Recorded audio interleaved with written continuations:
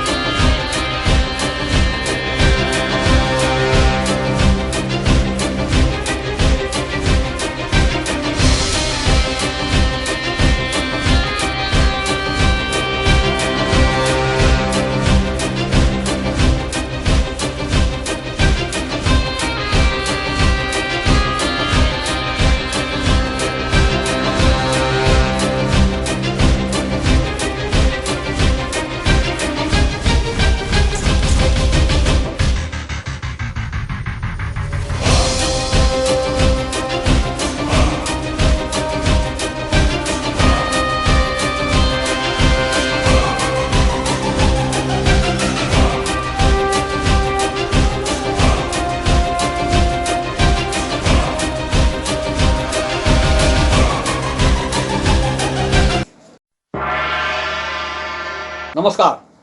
आई witness news के special show big bulletin में आपका स्वागत है। इससे पहले की चर्चा शुरू करें, हम मेहमानों का परिचय आपसे करा देते हैं। आज हम सबके बीच चर्चा में शरीक हैं भारतीय जनता पार्टी के क्षेत्रीय उपाध्यक्ष सत्यपाल सिंह जी, समाजवादी पार्टी के जिलाध्यक्ष नदीम फारूकी साहब, कांग्रेस के जिलाध्यक्ष विजय कटियार और युवक कांग्रेस के जिलाध्यक्ष शुभम तिवारी जी। तो हम चर्चा की शुरुआत करते हैं। विषय यही है कि लोहिया अस्पताल की फिजिशियन, संविदा फिजिशियन डॉक्टर प्रज्ञा मिश्रा ने इस्तीफा दिया है, और क्या इस्तीफा देने का ये उचित समय है जब कोरोना काल चल रहा है, युद्ध चल रहा है कोरोना से? क्या युद्ध के समय पीठ दिखाना किसी तरह से उचित कहा जा सकता है? तो हम इसी पर चर्चा को आगे बढ़ाते हुए सबसे पहले सत्यपाल सिंह जी से चाहेंगे कि वो बताएं कि क्या ये उचित समय है इस्तीफा का। असली बात उससे है कि मुझे लग रहा है कि लोहिया हॉस्पिटल के अंदर की जो व्यवस्था है वो काफी समय से खराब है। वहाँ के जो डॉक्टर्स हैं वो गुटबाजी में फंस गए। चिकित्सा के बजाय वहाँ बड़े पैमाने पर राजनीति होने लगी है, और इसलिए उसकी गहराई से एक समिति जिले की बने ठीक से, जो गहराई से जाकर निष्पक्ष भाव से वहाँ एक जांच करे कि आखिरकार लोहिया जैसे हॉस्पिटल की, और कोई डॉक्टर अच्छा वहां रुकना नहीं चाहता है, कोई अच्छा डॉक्टर काम नहीं करना चाहता है, एक दूसरे पे आरोप और प्रत्यारोप का दौर होता है, आए दिन बाद झंझट होती है। इसके कारण क्या है? और इस पर निश्चित रूप से कोई एक लोग बैठे हैं जिसने इस्तीफा दिया है। ये बात हो सकता है कि उनका आरोप किसी व्यक्ति पर लगाए हो वो ठीक न हो, लेकिन इसके पीछे कारण क्या है? आखिरकार आप आदमी अगर आरोप फर्जी लगा रहा है तो फिर क्यों लगा रहा है? इस पर भी बैठकर वहाँ कोई अधिकारियों को करना चाहिए। मुझे लग रहा है कि स्थिति वहाँ की ठीक नहीं होगी, इसी कारण ये परिस्थितियां निर्माण ये सही है। और ऐसे टाइम पर वो अपनी जिम्मेदारी से भागने का काम कर रहे हैं, तो ये तो किसी भी रूप में इसको सही नहीं ठहराया जा सकता है। और जैसा कि सतपाल साहब ने स्वीकार किया है कि अस्पताल में गुटबाजी है, तो ये गुटबाजी जब डॉक्टर्स के बीच में गुटबाजी रहेगी, राजनीति रहेगी, तो कैसे ये हम लोग इस कोरोना की महामारी से कैसे निपटेंगे? क्योंकि हम लोगों का तो सारा दारोमदार इन डॉक्टर्स के ऊपर है, और डॉक्टर्स को भाई देवता के रूप में देखा जाता है। तो अब अगर वो गुटबाजी में है, शामिल हैं और राजनीति को उतारू है, तो उसको चाहिए शासन प्रशासन को उसको देखना चाहिए कि आखिर इस महत्वपूर्ण समय पर वो इतना गंभीर क्यों नहीं है। कहीं ना कहीं शासन की और प्रशासन की लापरवाही भी इसमें सामने आ रही है कि इस समय पर इस तरह की इस्तीफे की राजनीति शुरू की जानी चाहिए थी क्या? यही सवाल आज की चर्चा का है। विजय कटियार जी बताइए, क्या आपको क्या लगता है, आपके नजरिए से क्या है? नहीं, निश्चित रूप से ये इस्तीफा देना बिल्कुल गलत है, निराधार है। हमारा मानना है कि ये समय जो है वो जनता मरीजों की मदद करने का समय है, और अगर ये कहा जाए कि इस धरती पर डॉक्टर जो है भगवान के रूप में है, तो आज उस भगवान को साबित करना है कि हमें अपने मरीज को बचाना है। हमें कोविड में भी उनकी ड्यूटी लगी है और ये मैं समझता हूँ कि अत्यंत लापरवाही का मामला है। उनको उनके आपसी मैटर क्या थे, किस वजह से उन्होंने इस्तीफा दिया, ये अलग पोजीशन थी, लेकिन उनका कर्तव्य ये था कि उनको मरीजों की मदद करनी है। इस समय मैं मानता हूँ इस्तीफा गलत दिया। बताइए शुभम तिवारी, आप जुड़ रहे हैं विचारों से? सबसे पहले तो मैं आदरणीय सत्यपाल सिंह जी को बधाई देना चाहूंगा। वो बधाई के पात्र हैं कि उन्होंने एक बात कबूल करी कि इतने टाइम में लोहिया अस्पताल में अव्यवस्थाएं हैं। दूसरी बात, यहां पर मामला सिर्फ इस्तीफा का नहीं है। मैं अपने आदरणीय विजय कटियार जी का भी ध्यान इस ओर इंगित करना चाहूंगा कि एक महिला चिकित्सक एक आरोप लगा रही है कि मुझे मानसिक प्रताड़ित किया जा रहा है। यह बड़ा प्रश्न है, इस पर चिंता करनी चाहिए। हम लोग सिर्फ निंदा करके अपना जो है जिम्मेदारी खत्म नहीं कर सकते हैं। देश में देश गवाह है इस बात का कि कई महिला चिकित्सकों ने प्रभाव में आकर, दबाव में आकर आत्महत्याएं तक कर ली हैं। आज कहीं ना कहीं उसकी पुनरावृत्ति हमें अपने फर्रुखाबाद में होती दिख रही है। और इसी के साथ साथ राजनीति के तौर पे अगर हम बात करें तो लोहिया अस्पताल में और स्वास्थ्य विभाग में खुल के लापरवाही और सत्ता का दबाव देखने को मिल रहा है। और जिनके ऊपर विजिलेंस की जांच चल रही है उनको जिम्मेदारी आप दे रहे हैं। कारण बताना चाहिए कि क्या तरीका है, जो क्या कारण बन रहा है जो आज एक संविदा कर्मी इस्तीफा दे रहा है। मुख्य मुद्दा यह है, मानसिक प्रताड़ना मुख्य मुद्दा है। क्यों हो रहा है सरकार में महिलाओं के साथ? जो सरकार महिलाओं को मजबूत करने की बात करती है वहां पर यह स्थिति क्यों? सतपाल जी, यही बात है कि राजनीति जो चल रही है और उससे व्यवस्था खराब हो रही है। आप लोग जब सरकार में नहीं थे, विपक्ष में थे, तब लोहिया की व्यवस्था पर आप अंगुली उठाते थे, लेकिन आपके सरकार में आने के बाद में क्या व्यवस्थाएं सुधरी हैं? हम समझ रहे हैं कि व्यवस्थाएं और खराब हुई हैं। कहीं किसी का कोई लोहिया की व्यवस्थाएं सुधारने का एजेंडा ही नहीं कहीं पर दिख रहा है कि, और इसी वजह से ये सारी स्थितियां पैदा हो रही है। लोग मनमानी कर रहे हैं और खासतौर से जो लोकल डॉक्टर्स ने ज्वाइन किए हैं वो पूरी तरह से अपने इशारे पर पूरा अस्पताल चलाना चाहते हैं। आपको क्या लगता है? आप जो कह रहे हो ये सब बातें उसमें से प्लस हो सकती हैं। जो चीजें हैं कुल मिला के सरकार कोई भी हो, हमारी सरकार हो या दूसरे की सरकार हो, लेकिन उस सरकार में जो काम करने वाले एम्प्लाई हैं वो नहीं बदलते हैं, एम्प्लाई वही रहते हैं। और जब लोगों की मानसिकता में कहीं परिवर्तन हो जाए, जैसे आप कहते डॉक्टर भगवान है, और जब डॉक्टर की मानसिकता भगवान के रूप में लेकर न रहकर, भगवान तो सबका होता है, और जब उसका विचार अपने तक होता है तो ये समस्याएं क्रिएट होती हैं। ये बात तो यहाँ राजनीति करने का समय नहीं है।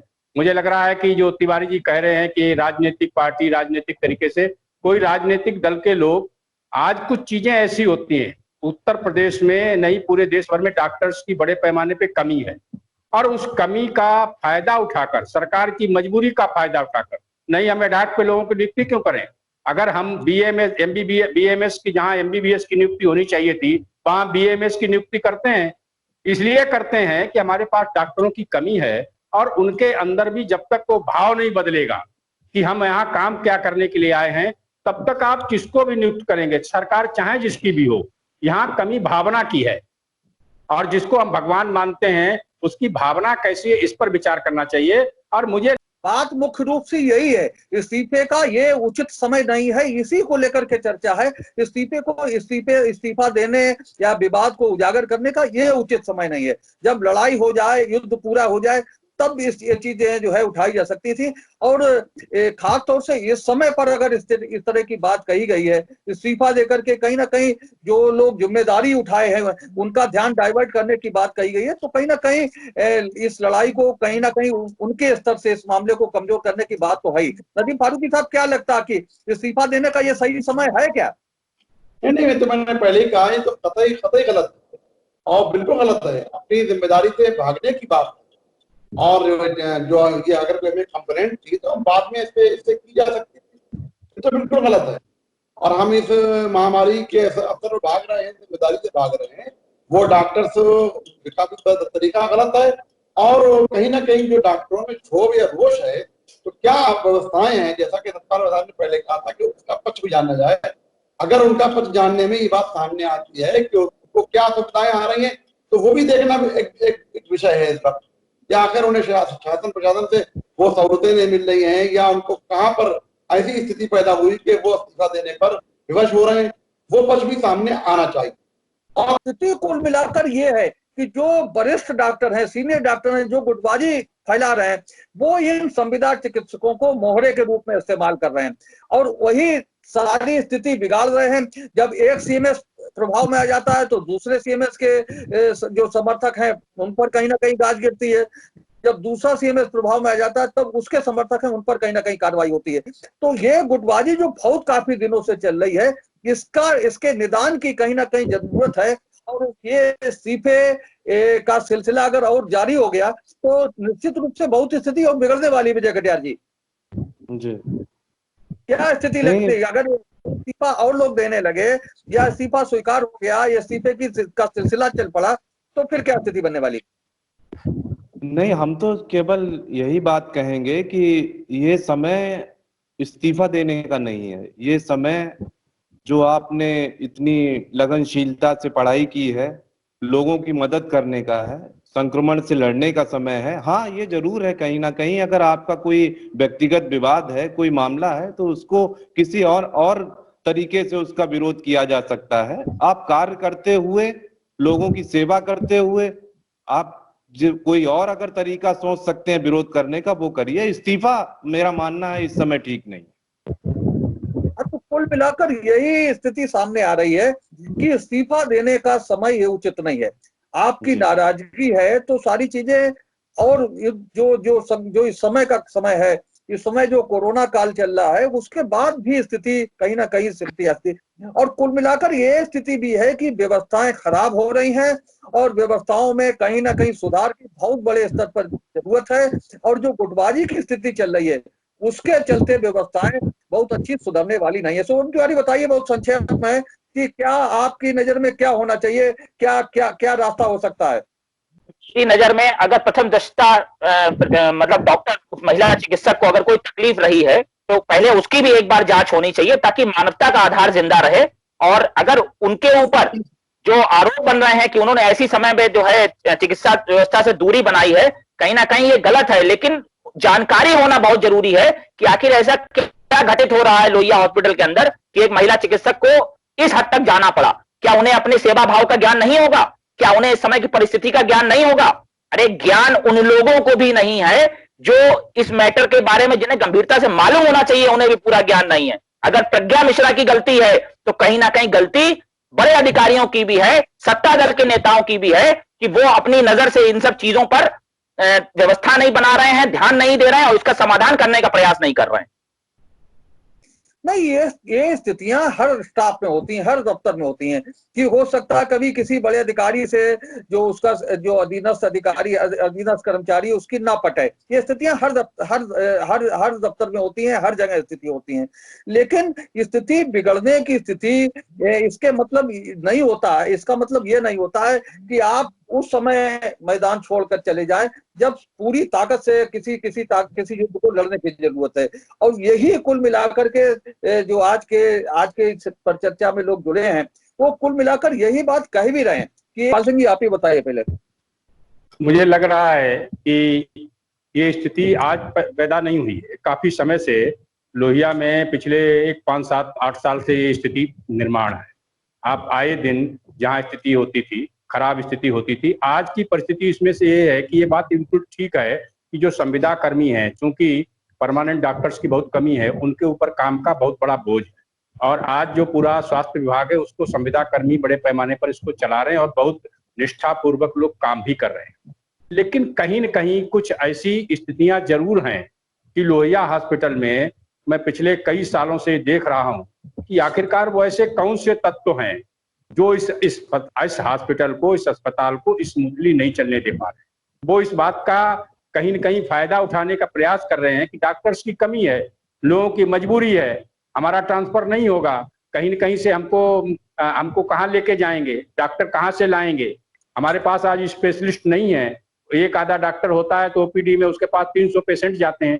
तो मुझे लग रहा है कि कुछ लोगों में भावना की कमी है और इसलिए वो कहीं न कहीं सरकार की मजबूरी का, सिस्टम के मजबूरी का या कुछ लोगों का हम मानते हैं कि उनको कहीं न कहीं ऐसे असामाजिक तत्वों को भी कोई संरक्षण प्राप्त होगा, किसी न किसी को हो सकता है, कोई पावरफुल व्यक्ति हो सकता है, जिसके कारण ये स्थितियां निर्माण होती हैं। स्थिति है, एक तो परमानेंट सीएमएस की जरूरत है इतने बड़े अस्पताल में, और यही कारण है कि जो चार्ज बार बार बदल रहे हैं सीएमएस के, इसको लेकर भी एक समस्या पैदा हो रही है।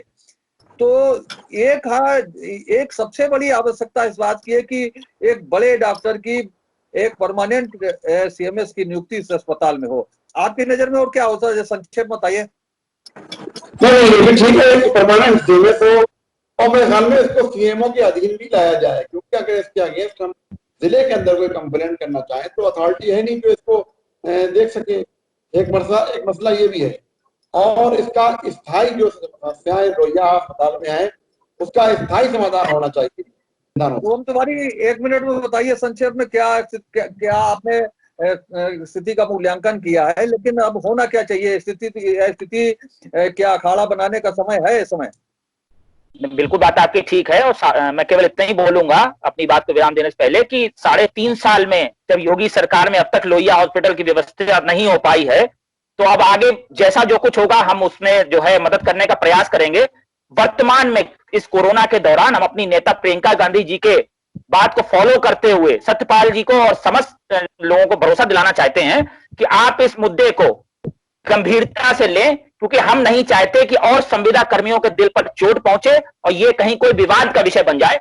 धन्यवाद। आज की चर्चा को यहीं पर समाप्त करते हैं। आप सबने चर्चा में बहुत सकारात्मक विचार रखे। नदीम फारूकी साहब का धन्यवाद, सतपाल जी का धन्यवाद, विजय कटियार जी का धन्यवाद और शुभम तिवारी जी का धन्यवाद। कल हम फिर मिलेंगे एक नए विषय को लेकर के, नई चर्चा को लेकर के। तब तक के लिए इजाजत दीजिए, नमस्कार। उम्मीद है आपको हमारा ये वीडियो, ये खबर पसंद आई होगी। आप इसे लाइक करिए, अपने दोस्तों के साथ शेयर करिए और हमारे चैनल को सब्सक्राइब करिए। साथ ही पास में बना घंटी वाला आइकन जरूर दबा दीजिए, ताकि आप हमारी नई खबरों से निरंतर अपडेट होते रहें। यही निवेदन आपसे है।